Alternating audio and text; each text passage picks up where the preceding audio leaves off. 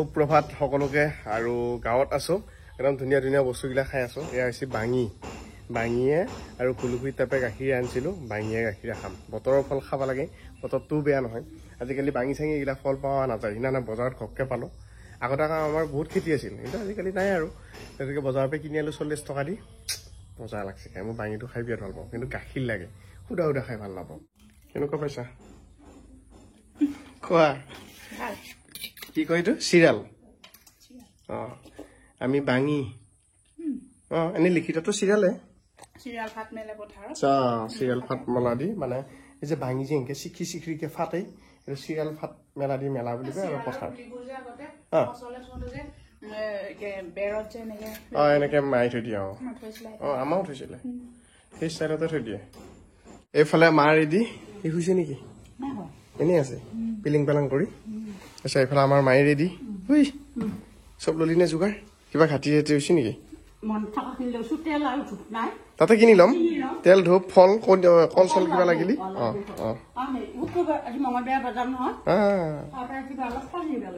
বছ কিহত ব্যস্ত হাত দেখোন কিয় বেলেগ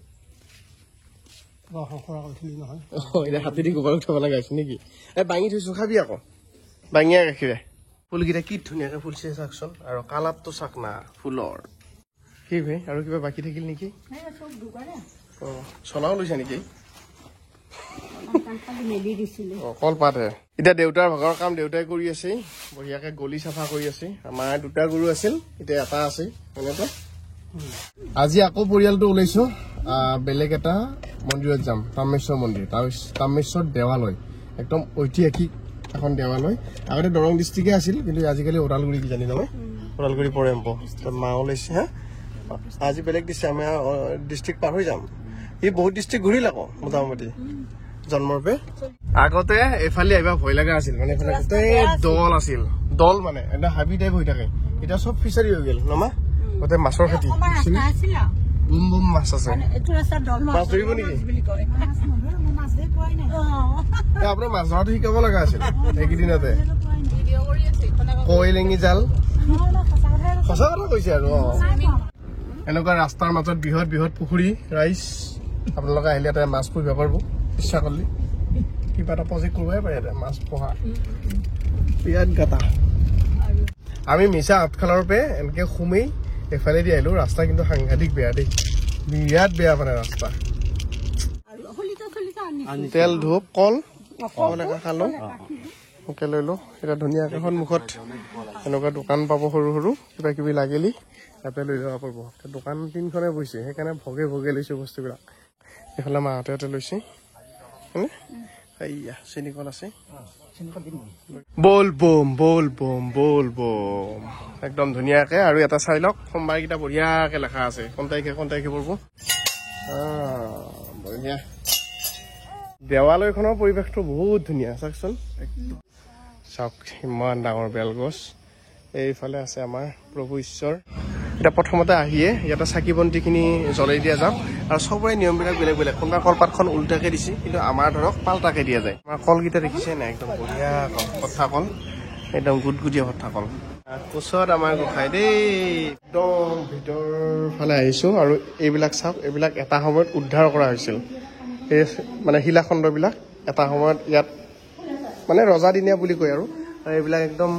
নেচাৰেল মানে প্ৰাকৃতিকভাৱে উদ্ধাৰ হোৱা দেই সকলোবিলাক এয়া প্ৰভুৰ ভাগ মেইন শিৱলিংগ ইয়াত গাখীৰ ঢালিব এতিয়া হৰ হৰ মহাদেৱ হৰ হৰ হৰ হৰ মহাদেৱ হৰ হৰ মহাদেৱ এতিয়া মোৰ হাততো অলপ নাৰিকল পানী আছে মই দিলো মাছক দিলো ৰাজা হাঁহকেইটাকো দিওঁ বৰ ধুনীয়া ৰাজা হাঁহকেইটা এটা প্ৰসাদ খোৱাৰ সময়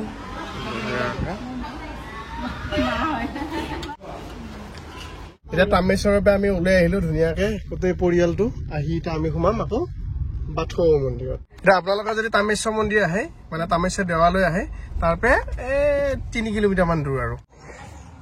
এতিয়া আমিতো আগে পিছে আহিয়ে থাকো মাহঁতক প্ৰথম লৈ আহিছো আমাৰ মা আহি পাইছিলে নাই আগত তই প্ৰথম তোমাৰো প্ৰথম মাৰো প্ৰথম চাকচৰ পৰিৱেশটো কিমান ধুনীয়া সেউজীয়া পৰিৱেশ আৰু মই এটা ফটোশ্বুট কৰিছিলো যুগল ভাইয়ে ফটোশ্বুট কৰিছিল হিৰিম্বা বাথৌ মন্দিৰ আজি আমি ধুনীয়া পৰিৱেশ এটাত আহিছো তেওঁলোকে কিবা নীতি নিয়ম কৰি আছে এইটো কি হয় আপোনালোকে জনাবচোন কমেণ্টত মই নাজানো এনে ক'বচোন আপোনালোকে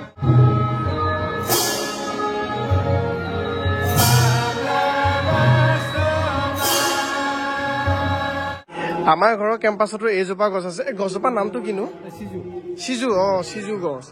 এজোপাক আৰাধনা কৰা হয় আৰু আমাৰ ঘৰৰ কেম্পাছত আছে বেলগছজোপা তলতে আছে কয় আৰু মানে শিৱৰ লগত ৰিলেটেড বুলি কয় আৰু চাকি বন্তি ৰাইজে জ্বলাই আছে ধুনীয়াকৈ ইয়াতে সেউজীয়াৰে ভৰা পৰিৱেশটোৰ মাজত এইফালে চাওক একদম ধুনীয়া লাগে না কেনে পালি পিছে পৰিৱেশটো বঢ়িয়া ন এইফালে এটা ডাঙৰ পুখুৰী আছে পুখুৰী চাৰিওফালে ঘূৰিব পাৰি আৰু আহিলে তাৰমানে বহিবও পাৰি অলপমান হয় নহয় কেনেকুৱা পালা পৰিৱেশটো বৰ ধুনীয়া বকুলৰ তলত থিয় হৈ আছে পুখুৰীত মাছ আছে মজা মজা মাছ ইচ্ছা দিছা নৰু সকলোৱেতো গমেই পাইছে আমি ধুনীয়া এটা আখৰাৰ বিহু নাচ আখৰাৰ অনুষ্ঠান আয়োজন কৰিছিলোঁ তাক লাগি ধুনীয়াকৈ ওলাইছোঁ এইফালে আমাৰ নাচনী আছে এইফালে নাচনীৰ মাক আৰু মই এইফালে ঢুলীয়া আৰু এইফালে পুতেক আছে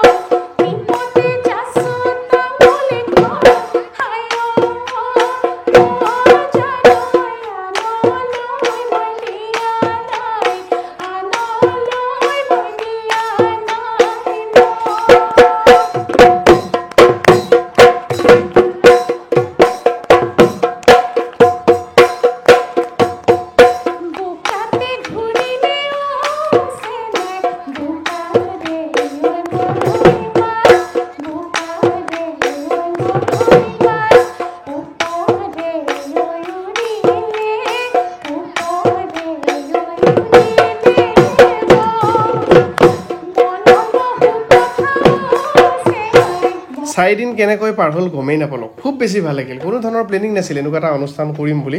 হঠাতে মনলৈ আহিল যে গৰমৰ বন্ধত মোৰ অঞ্চলৰ শিক্ষাৰ্থীসকলক কি শিকাব পাৰোঁ